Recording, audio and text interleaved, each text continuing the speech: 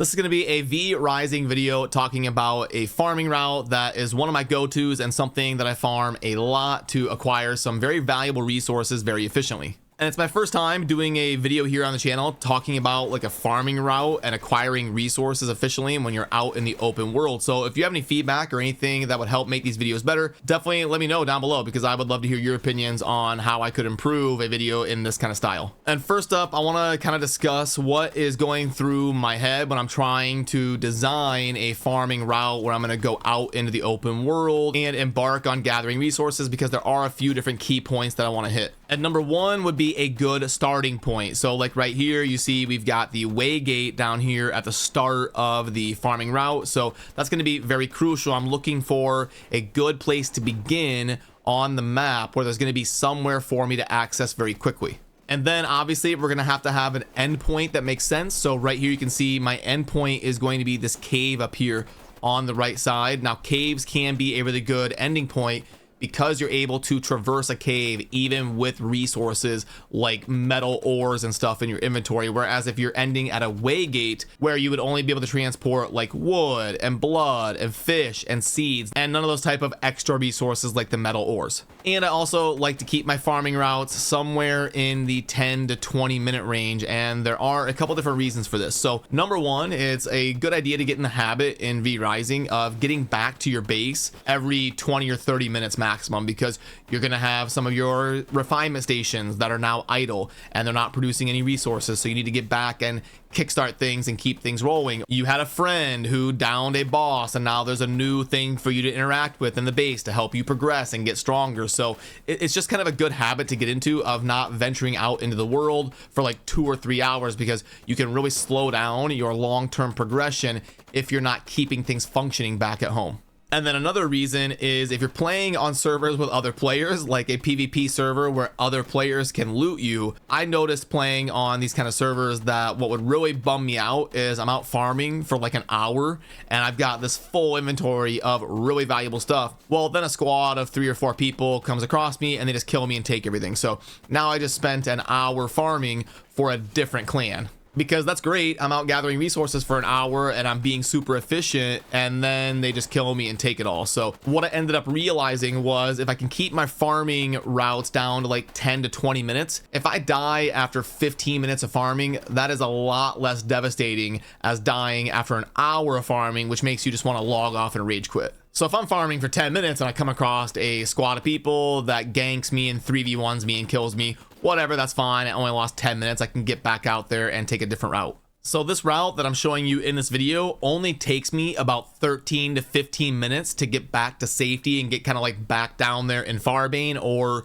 get back to home, because we can get to that cave and have a teleport spot to get back to Farbane if we need to with this route. And a lot of popular bases are kind of down in that Farbane area, and at least even if you get out of the area, it's usually a lot safer to be down in Farbane as opposed to up in some of these higher level areas where squads are going to be going together and all that type of stuff. So on that like 13 or 14 minute run, what I did was I put everything that I acquired into this section right here, like in these storage areas, so you could see everything that I was able to acquire very quickly in like 14 minutes. Like 2,500 plant fiber, 35 batteries, 600 blood. We got over 1,000 tech scrap. We got some glass, some iron, and then we also got a lot of wood that we were able to refine down into mutant grease, because the gloom wood up in that area, up in the gloom rot area, is going to refine down into mutant grease instead of just like sawdust.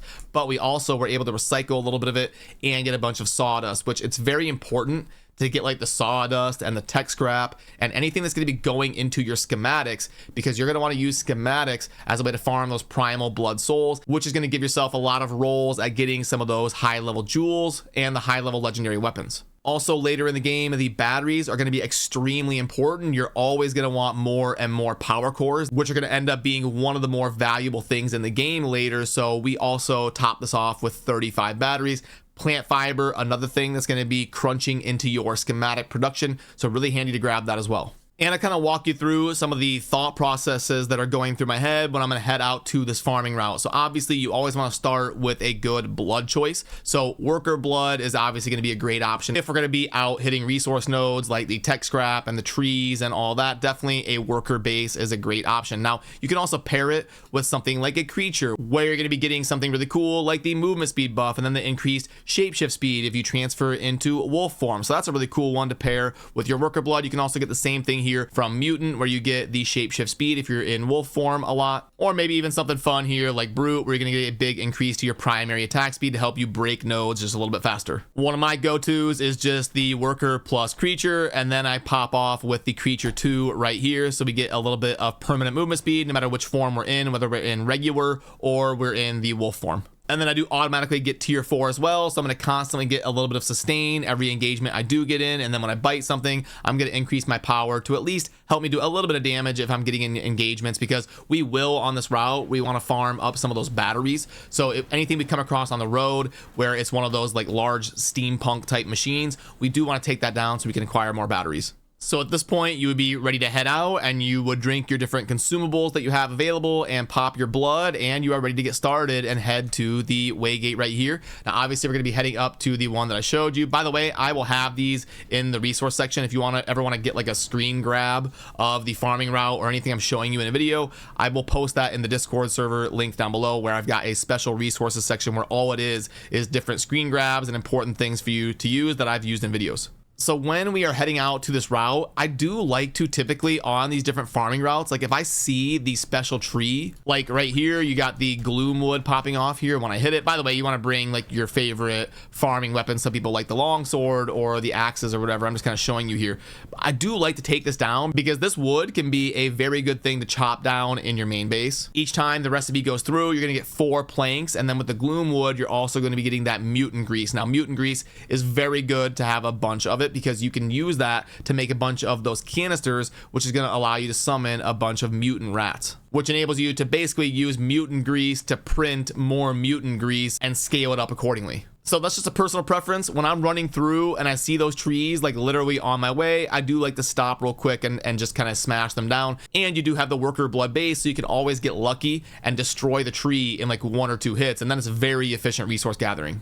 And then as we're going down the path, we actually can kill mobs that we come across because we are able to jump in a cave at the end of this route. Now, maybe I will cover some farming routes that I like to use where we can't pick up anything that isn't teleportable, because our ending point will be like a Waygate. So we're just going to be running through and grabbing fish and wood and stuff like that. So we're not going to be able to use a teleport, but in this one we can. So as we're going through the route, we would be totally fine with picking up whatever we want that's valuable. We can even hit like the glass nodes and the iron nodes that we see randomly on the way, because we're going to jump in that cave and head back home. And you might be looking at this and be like, well, come on, if I'm on this route, I might as well like pop into here and look around and look for chests, and I might as well pop into here and get even more batteries and pop into here. It's all on the way, I might as well. And you can do that, especially if you're on like PvE. That can be great to pop in and do that. But when I'm designing a route, I like to play a lot on PvP servers where there's other players looming around. So I like to make it as quick as possible. So if I start popping into these different areas, my farming route is going to quickly balloon to 30, 35 minutes or something. And then of course, what always happens is I'm on my way back, and right here, I get ganked by another squad of 3 or 4 players, and they just take all my farming. So I like to personally design it from the start with the mindset of being extremely fast. I'm going to go through here, boom, boom, boom, boom, boom, boom, boom. I'm going to hit the camps. I'm going to gather the tech scrap, and I'm going to get the heck out of there and get all of my loot home. And the reason I designed it the way I did is we're going to pop up into here, and then we've got 1, 2 different areas where we can gather tech scrap. Then we roll up here, and we've got a 3rd area that we can get tech scrap. Right up here is a 4th, and then we're going to loop up to the north and hit a 5th, loop around, and a 6th right here. So we're going to hit 6 different areas to get a bunch of that tech scrap, and that's why I was able to get like 1,300 tech scrap really quick here on this little 14-minute route, along with all of the other goodies and valuables and gloomwood and all the different iron and glass and random stuff that we see along the way. So yeah, if you have any questions, definitely jump in the Discord server that I've got linked down below. You can tag me and ask whatever you'd like, and I'll also have that resources section for you to grab whatever you've seen in a video. And remember to subscribe, that way you don't miss any of the tips and tricks and build guides and stuff that we're working on here on the channel. So thanks for watching. Peace.